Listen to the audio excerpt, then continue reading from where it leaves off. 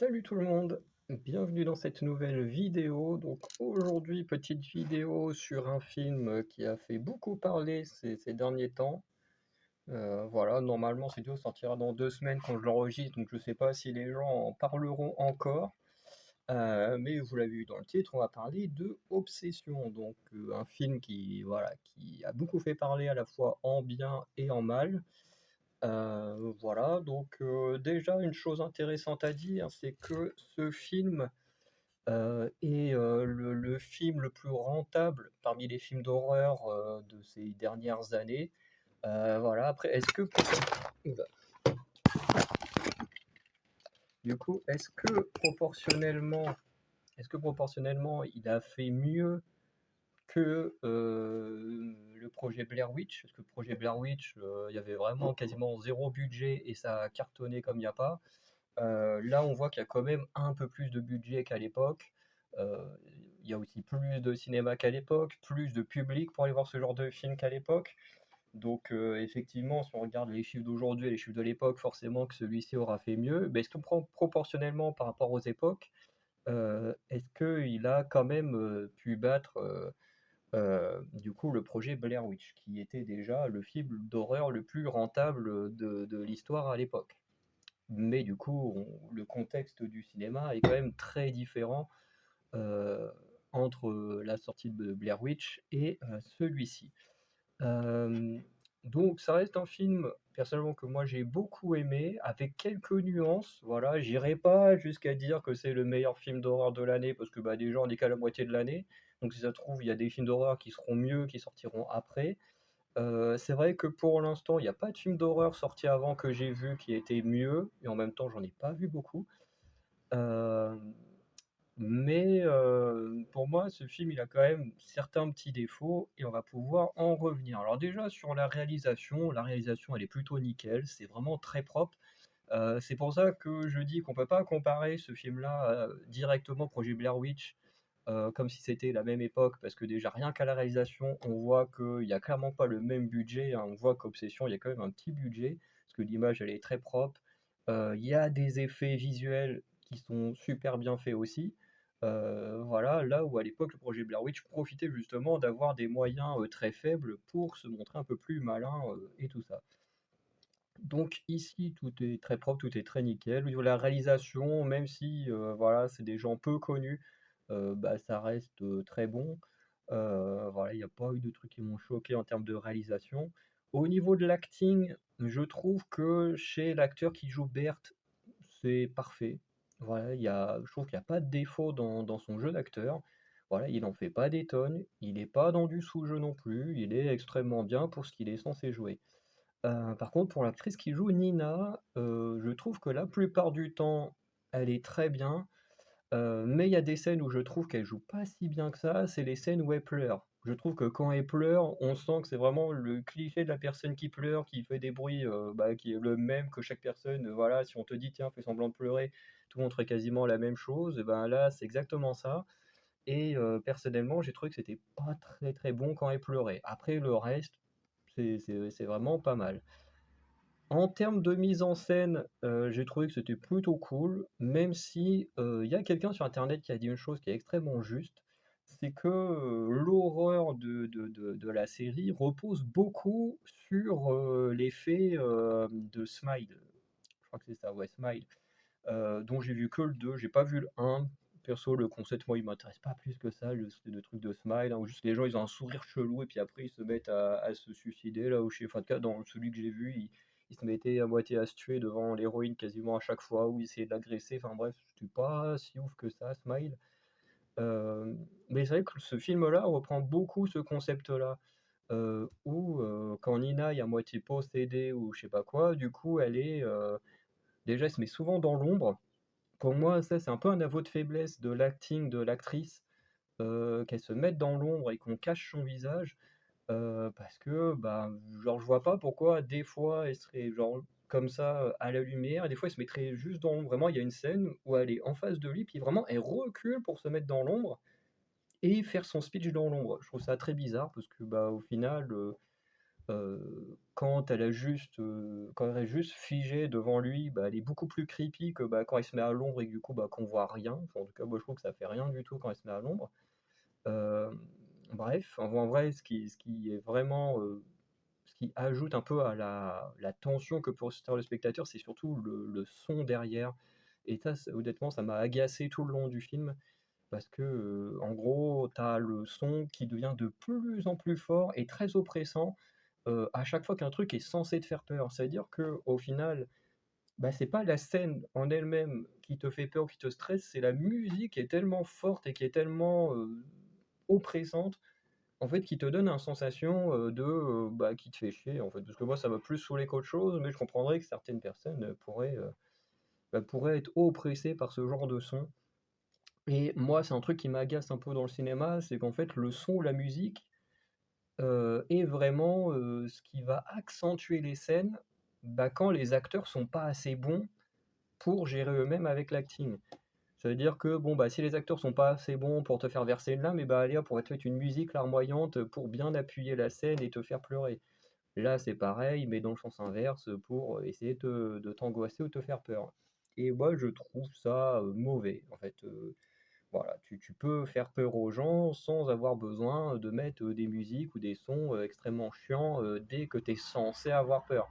Parce que là, tu sens que dans le montage, ils ont peur qu'on n'ait pas peur à certains moments et du coup, bah, ils accentuent ça avec le son, pour être sûr que les gens, bah, remarquent que là, ils sont censés être attentifs et avoir peur à ce moment-là et c'est ce que je dis souvent avec les comédies, voilà, moi j'aime bien quand les choses sont subtiles et bien faites et pas quand on veut nous forcer à rire, où là ça devient, complètement gênant. Bref, donc voilà. Après le reste de la mise en scène est plutôt efficace.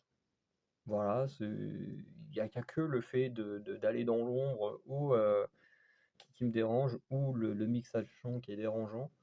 Mais le reste, en vrai, c'est plutôt efficace. Tout est tourné de manière à ressentir, la solitude et le malaise, de Berthe, donc ça, c'est plutôt pas mal. Et après, il reste que, bah, le scénario et le scénario, bah, là, c'est pareil, il y a des choses qui pêchent sur le scénario, heu, parce que, moi, je trouve que, déjà, tout est ultra prévisible. Bon, forcément, le début du film, est plutôt, bah, c'est le résumé du film, hein, voilà, un mec, voilà, qui est amoureux d'une fille. Alors moi, au début, en lisant le synopsis, je pensais que c'était d'une fille qu'il connaissait pas, alors que là, c'est une vieille amie qu'il connaît depuis, l'équivalent du collège ou lycée, un truc comme ça, si on devait comparer à chez nous. Hem Et qui en fait ose pas lui dire machin. Elle est pas du tout intéressée et d'ailleurs c'est une autre fille du groupe qui est amoureuse du héros, hem et du coup, il est tellement désespéré qu'il achète, dans un magasin de pierres là, il achète une boîte avec des bâtons et en fait tu peux faire un vœu, un seul et unique vœu. Tu peux pas en faire plusieurs. Une fois que tu as fait ton vœu, bah, ton vœu te suit, jusqu'à la fin de ta vie, donc faut faire absolument attention à ce que tu dis. Et lui, justement, il ne fera pas attention à ces détails et du coup, il va juste dire, voilà, que comment dire? Qu'il veut qu'elle l'aime plus que tout au monde et du coup, bah, c'est ce qui va se passer. Elle va finir par l'aimer plus que tout au monde. Voilà, au point d'être effectivement obsessionnelle, voilà, et il y a des choses que je trouve qui collent pas au niveau de l'obsession. Par exemple, au début du film, le héros, il y a son chat qui meurt. Heu et du coup, bah, plus tard, un peu juste après, même quand ils se mettent en couple, du coup, elle va créer un hôtel, autour du cadavre du chat. Bon, ça, à la limite, c'est compréhensible. Voilà, elle est tellement obsédée par lui qu'elle veut lui faire plaisir en faisant un petit hôtel pour le chat. Bon, ça, c'est un peu creepy, mais ça reste, mignon, comme petit geste, quoi, voilà. Mais genre un peu plus tard, elle va carrément lui faire bouffer le chat. Voilà, elle va, foutre le chat dans un sandwich. Enfin, bien sûr, elle fout pas le chat comme ça dans du pain, elle le prépare et elle le fout dans du pain et par exemple, là, je vois pas le rapport, parce que, OK, de faire un petit hôtel, c'est un petit côté d'attention pour lui, mais lui faire bouffer son chat, bah, genre, il y a pas du tout d'attention, enfin, genre vraiment cette scène-là, je l'ai pas compris. Je trouvais qu'elle était juste là pour donner un aspect vraiment très creepy et très crade, mais au fond, elle fait pas sens dans le scénario. Je trouve que ça colle pas du tout avec le côté obsessionnel, surtout qu'elle, elle a rien contre les chats, enfin, je veux dire, elle a rien de spécial. En plus, le chat, c'était vraiment le compagnon depuis des années du héros qui tenait énormément à son chat, donc vraiment, il y a aucun aucun truc logique dans le fait qu'elle lui fasse bouffer son chat, quoi. Bref. Après, dans les trucs un peu plus logiques, le fait qu'elle bloque la porte pour qu'il puisse plus aller travailler, le fait qu'elles veulent pas le laisser partir en soirée tout seul, enfin bref, là, des choses comme ça, c'est plus logique. Donc voilà, même la nuit, quand il dort ensemble, qu'il veut se lever juste pour aller aux toilettes, un truc comme ça, elle lui hurle dessus pour qu'il puisse pas bouger et tout. Là, oui, c'est plus logique dans l'aspect de l'obsession, mais le fait qu'elle lui fasse bouffer son chat, ça, j'ai pas trouvé ça logique.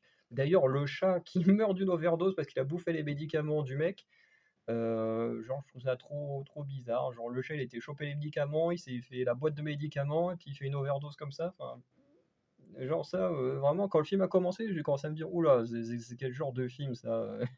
C'est quand même très ridicule. Je veux dire, un chat, c'est alors sur la nourriture en elle-même, ça peut être très con parce que si ça a faim, ça va bouffer sa bouffe.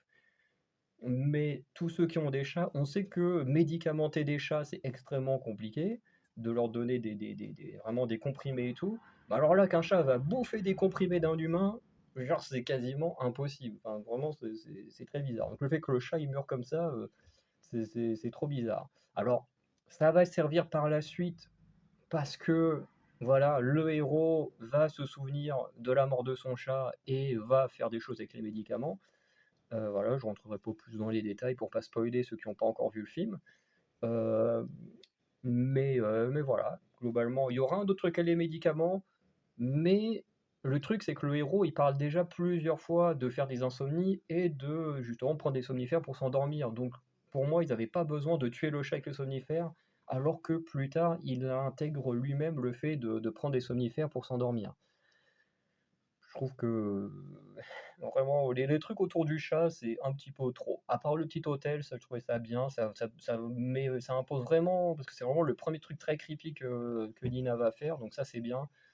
Donc voilà, le deuxième truc et je trouve qui fonctionne bien, c'est quand Nina, se reprend des fois, ses vrais esprits. En fait, en gros, quand il fait son vœu, en fait, Nina ne devient pas entièrement celle que Berthe elle veut. En fait, par moment, quand l'autre est endormi, en fait, la vraie Nina réapparaît dans le corps. Alors ça, c'est du classique, hein, on l'a déjà vu un milliard de fois. Quand le vrai corps, enfin quand la personne qui possède le corps s'endort, du coup, la personne enfermée dedans se réveille. Ça, c'est du classique, hein, on l'a déjà vu des tonnes de fois. Mais je trouve que c'est plutôt pas mal, surtout quand il supplie qu'elle le tue pour mettre fin à ce calvaire-là. Du coup, ça rajoute un peu de tension et tout, donc c'est plutôt pas mal. Mais, ça reste du classique, quoi. Et, et après, dans l'obsession, elle va aller jusqu'à tuer des gens. Bon, ça, c'est plutôt ce qu'on attendait. Forcément, on augmente petit à petit dans la violence. Même s'il y en a, c'est pas très logique. Encore une fois, il y a une personne qu'elle va tuer qui est logique, voilà, et il y en a d'autres, voilà, c'est pas logique. Je vais pas trop rentrer dans les détails de mots pour pas spoiler, mais vraiment, tu une personne, le mec est juste apparu comme ça, il lui fout une balle dans la tête et puis c'est tout. Le mec, il a rien eu le temps de dire, de faire, quoi que ce soit, OK. Bon, je rentre pas plus dans la scène, sinon ça va spoiler, mais même dans le contexte de la scène en elle-même, ça reste ridicule, quoi. Et c'est ça qui est chiant, c'est que le film, il passe des fois de scènes, très bonnes, très intelligentes à des scènes, un peu pas ouf, quoi. Hem, voilà et le rapport au vœu, pareil, il est pas, en fait, au début, le héros, il y croit pas, donc il fait son vœu. Voilà, son vœu lui pourrit la enfin, au début, il est content parce que, du coup, il sort enfin avec la femme qu'il voulait.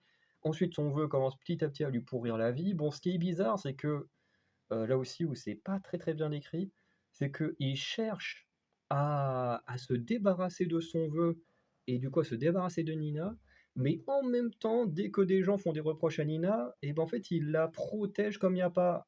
Au lieu de leur demander de l'aide, parce que lui, ce qu'il veut, c'est s'en débarrasser. Donc pourquoi tu demandes pas de l'aide aux autres et que quand les autres te disent: «Oui, il y a ça qui va pas», que toi tu le sais parce que toi-même tu as téléphoné au magasin pour leur demander d'annuler ton vœu. Donc pourquoi quand les autres ils veulent t'aider, tu les repousses alors que techniquement tu devrais leur demander de l'aide? Et en plus, du coup, c'est ce qu'il va faire, il va leur demander de l'aide, mais quand c'est trop tard, voilà, et c'est très con. Et même quand il appelle, parce que forcément dans les boîtes, il y a un petit numéro, il peut appeler. Du coup, il appelle d'ailleurs la boîte qui sort de nulle part. Le gars, il utilise son vœu, machin. On avance, on avance, on avance. Puis du jour au lendemain, hop là, fou, il sort la boîte de nulle part dans sa bagnole. Bon, ok. Il appelle, et là, ils lui disent, bon, bah, si vous voulez annuler le vœu, faut que vous crevez. Voilà. Vous devez crever, et puis ça annule le vœu. Euh, Tout ça pour que plus tard, on lui dise, bon bah si vous voulez annuler le vœu, en fait, il faut juste que vous prenez le bâton, enfin une boîte, que vous la donnez à quelqu'un d'autre et que la personne fasse un vœu, bah, du coup, opposé au vôtre. Et comme ça, si la personne fait un vœu opposé au vôtre, bah, du coup, ça annule votre vœu. Mais comme vous pouvez plus en faire, bah, du coup, c'est l'autre qui gâche un vœu pour le faire à votre place. Et là, tu te dis, mais pourquoi l'autre au début, au téléphone, il lui a pas directement dit ça? Genre, c'est complètement débile, parce que du coup, en fait, scénaristiquement, c'est juste un moyen de continuer l'horreur jusqu'à ce qu'on approche de la scène finale, alors que techniquement, le héros aurait pu avoir l'information directement. Par exemple, c'est comme pour Waidy Nightmare, où là, ils ont été plus intelligents, c'est que dès le début du jeu, quasiment, on donne l'info à l'héroïne que si elle se marie, elle met fin au jeu et que voilà, elle peut plus être tuée. Et du coup, même si à ce moment-là elle veut pas, et ben du coup elle garde en tête ce truc-là tout le long pour s'en servir à la fin du film.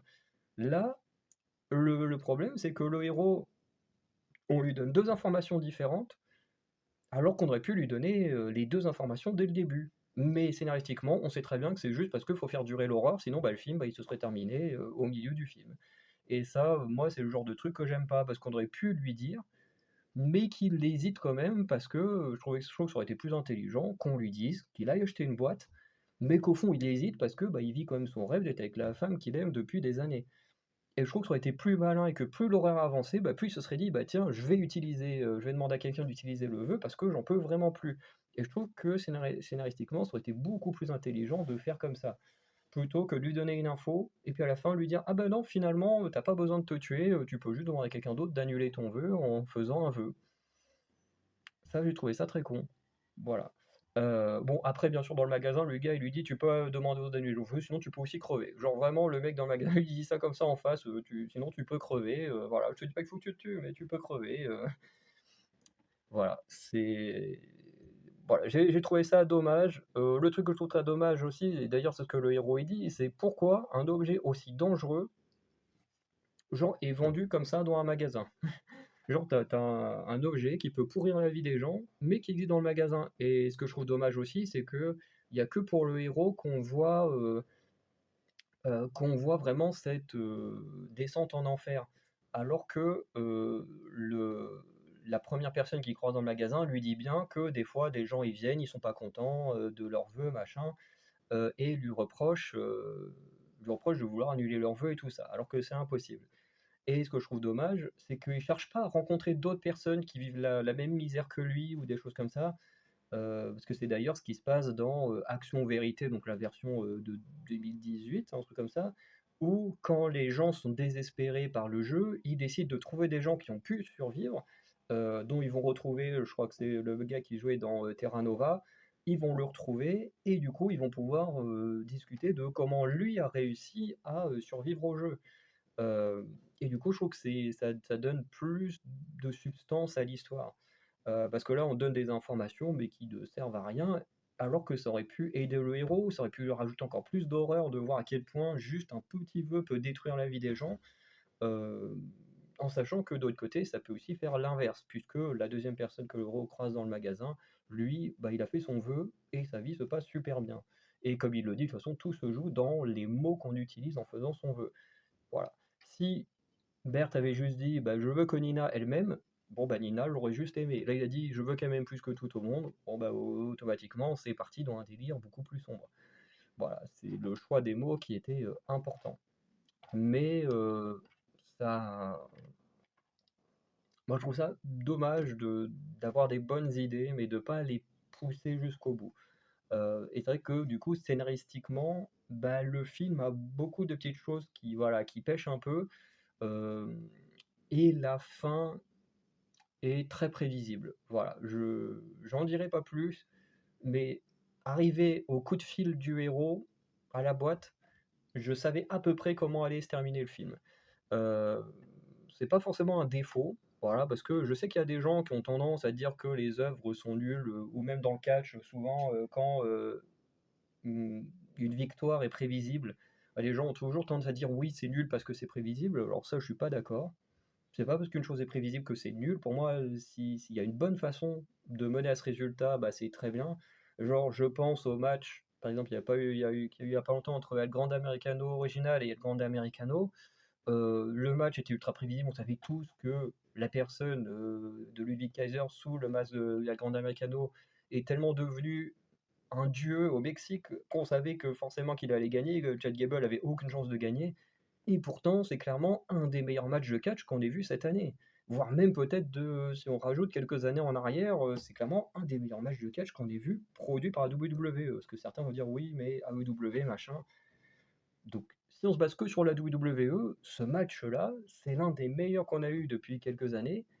Et pourtant, le résultat était ultra prévisible. Ça n'a pas empêché à quasiment tout le monde de passer un super moment.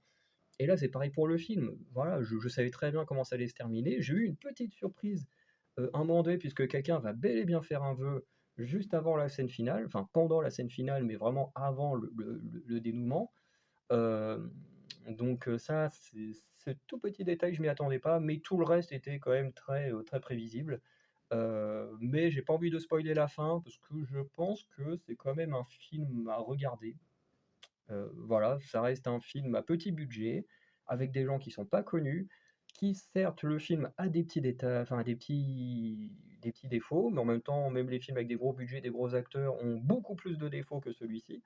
Donc voilà, je pense qu'on peut accepter de le mettre en avant, heu et de laisser les gens regarder, même si, je pense que si vous êtes, un minimum observateur, que vous écoutez un minimum, hein, que vous n'êtes pas sur TikTok ou je sais pas quoi en mettant regarder le film, vous allez vite capter la fin du film, mais vous verrez que c'est pas si dérangeant que ça.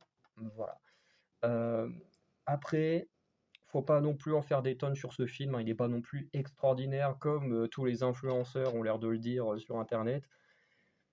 Il est pas assez extraordinaire. Il a des défauts, mais il est pas non plus mauvais comme disent beaucoup de gens sur internet. Pour moi, ça reste un très bon film. Voilà. Pour des gens qui avaient pas de moyens, qui ont tenté un truc, eh ben, je trouve que c'est très bien et que c'est bien aussi de regarder ce genre de film et de pas juste regarder tous les gros blockbusters de films d'horreur qui en plus souvent sont très moyens, donc voilà. En tout cas, n'hésitez pas à me dire pour ceux qui ont vu le film, vous, ce que vous en avez pensé. Moi personnellement, je lui mets un petit 8 sur 10. Voilà, parce que comme c'est un petit film, honnêtement, voilà, je suis un peu moins sévère qu'un gros blockbuster où techniquement avec les moyens, ils peuvent très clairement payer des gens, qui font des bons scénarios et faire des bons films. Voilà, hein, je pense à des boosts comme L'Anneau ou des choses comme ça, où les scénarios sont à chier, les effets spéciaux sont pas si ouf que ça, alors qu'ils ont clairement les thunes pour faire des trucs de fou. Là, on est sur clairement tout l'inverse et pourtant on a un meilleur film que La Nonne, quoi. Et je pourrais prendre plein d'autres exemples. Donc ouais, je mets un petit 8 sur 10. Voilà, je suis un peu plus gentil avec lui parce qu'il a pas beaucoup de moyens. Il s'est créé une petite légende auprès du public alors que les gens qui jouent dedans sont absolument pas connus.